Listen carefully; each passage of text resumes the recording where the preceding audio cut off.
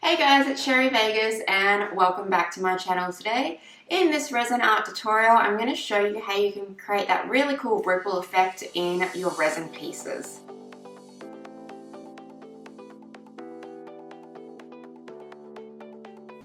So this ripple effect, I call it a ripple effect. Some people call it like a crushed velvet. Some people call it like a crinkle effect.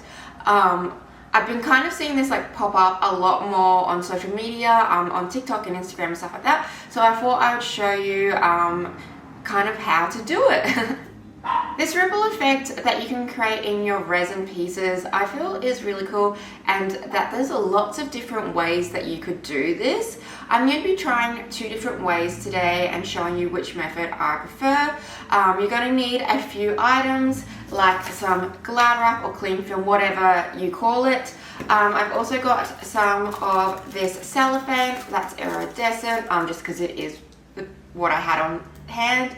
To see if it creates some different effects compared to my Glad wrap. If you can hear my dog in the back, she is barking, probably because there's a bird outside or something. So I'm sorry about that. But anyway, we're going to be creating these ripple effects. We're going to be doing coasters, but you can obviously do this with any sort of resin piece. Some people call it like ripple effect, some people call it crinkle effect. I've heard someone call it like a crushed velvet effect. But basically we're adding texture into our resin piece, and then we're going to be pouring a new layer of resin on top, locking that texture into place. To start this project, you're going to need a few items. The first one is a silicone mold. I'm using the one that I have from Shattered Shapes. Then you're going to need some Glad wrap, cling film and cellophane, some alcohol spray and your resin of choice. I'm using epoxy cast resin from Barnes, but you can obviously use whatever casting resin that you have on hand. I've mixed that up and now I'm just pouring it into my mold. I'm just dividing this out equally, and I don't want to fill my mold to the top. I only want to fill it about halfway up. So you just want to make sure that the full surface area is covered in resin, but you don't fill the mold the whole way to the top. And then I'm just using my heat gun on a low heat setting just to pop any bubbles that I might have in my resin.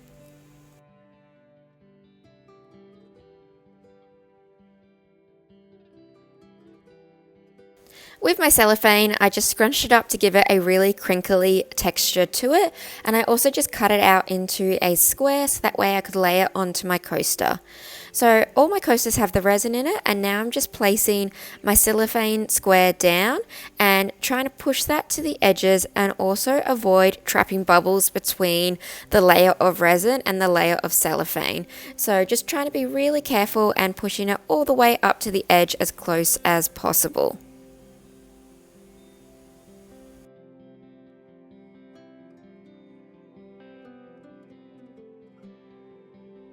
Because I've got 4 coasters that I'm doing today, I'm going to be doing 2 of the Glad wrap technique and 2 of the cellophane technique, just so I can see the difference.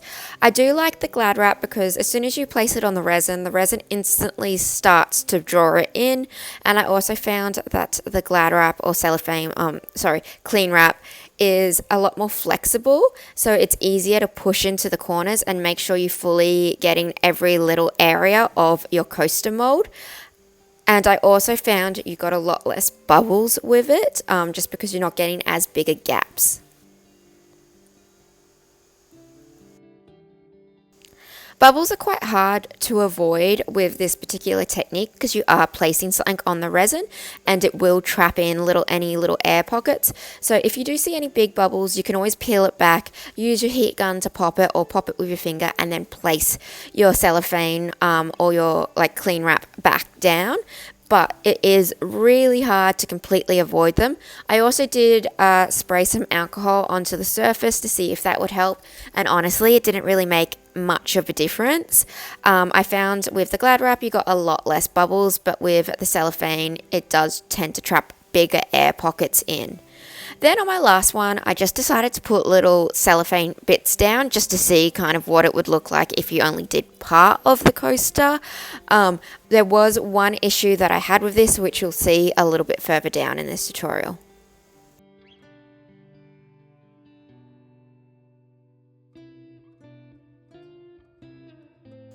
I left my resin for 24 hours to fully set and just came back the next day. The cellophane, the big square, just peeled straight off. I had no issues getting it off the resin.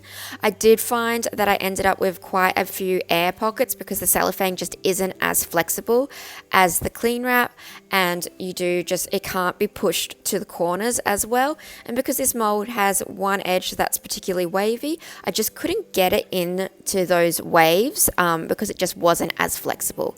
With my clean film, I found that it was a little bit harder to pull off. It didn't pull off in one go. It's very easy to break just because it is so soft. So I really had to get in there and make sure I got it all out and that none of it was like getting stuck into the resin. And then I just went along as well, just because I did find it kind of poked out in certain areas, and just cut those off with a small pair of scissors before placing my piece back into the mold.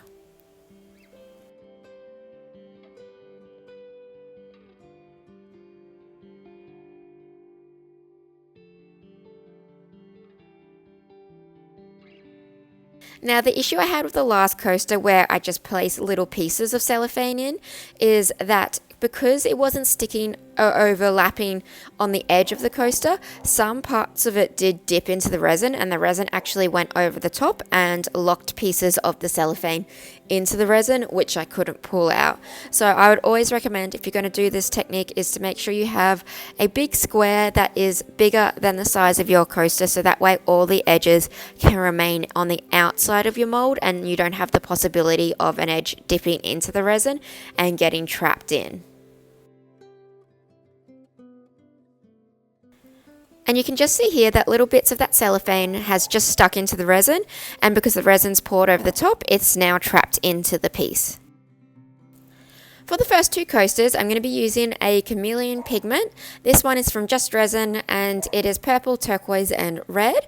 I like to use a paintbrush or even an old makeup brush. Works really well to apply these Chameleon pigments, especially on this because we've got quite a textured surface. We really need to make sure that we get into all of like the nooks and crannies in this piece and really go over it.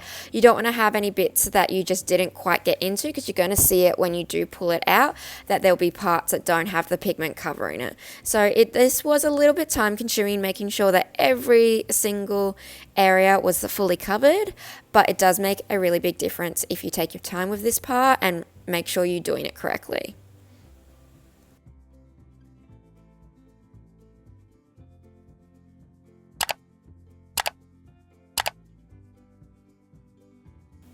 With my Chameleon coasters, I'm going to be also mixing up some resin and pouring a top coat of my black resin.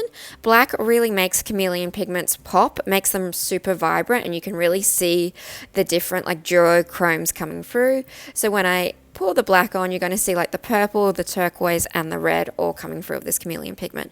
On my other two coasters, I'm going to actually be mixing up some duochrome and mixing that into the resin, just because I wanted to see the difference between the two, between just using straight Chameleons with a black top coat or using a duochrome. So I've got this red blue from Pearl Effects and I've mixed it into my resin, and now I'm just going to pour it over the top of my other two coasters.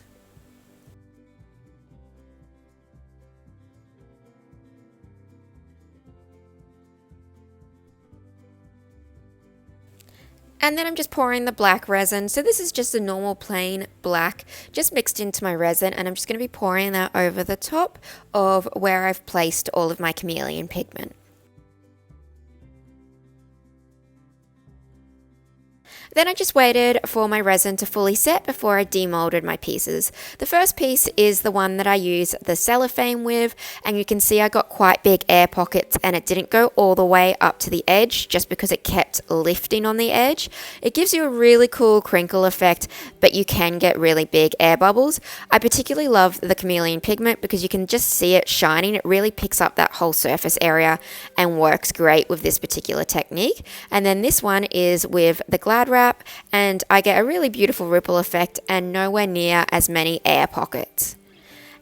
On this side, this is the duochrome one, and you can just see the difference between the two. I personally do prefer the Chameleon. I just feel like it really pops with those ripples. The duochrome is still beautiful. You can still see that textured effect, but I don't know, the Chameleon pigments just, I feel like, look wow with this ripple effect. And then this is the other coaster, and it kind of turned out okay. I hope you guys enjoyed this tutorial. If you did, please give it a big thumbs up. It really helps my channel out. And I want to know, what kind of colors would you do? Do you have any cool ideas to use with this effect? I definitely think the Glad Wrap slash whatever you guys call this, we call it Glad Wrap in Australia because of the brand name. I do think it is the best version, and my kind of biggest tip would be really like focused, I guess, when you are layering it down. Make sure you don't get any overlaps, like it's got to kind of go down quite smooth and even and then crinkle it up would probably be my biggest piece of advice if you are doing this. It is very hard not to get little bubbles that get trapped between the resin and your piece of Glad Wrap or your cellophane. So I did find that was like quite hard to avoid no matter what I did with the spraying of the alcohol or how I laid my Glad Wrap down. But obviously the more I do it, the more I practice it, probably the better I will get at doing this technique. I would say, like, I don't mind the cellophane because it gives a real crinkle to it and not so much a wave or ripple. So it definitely does give a different effect, but it's just a bit harder to get it quite close to the edge, and I feel like you can't get it as perfect as you can if you use your cling film Glad Wrap. But I'd love to hear your thoughts in the comments below. Yeah, and if you're new to my channel, please do subscribe and don't forget to hit the notification bell as I post new videos every single week, all to do with arts, crafts and DIY. And I specialize in like resin and alcohol inks and candle making. So definitely follow me along if you enjoyed that, and don't forget to give this video a big thumbs up. Thank you guys so much for watching.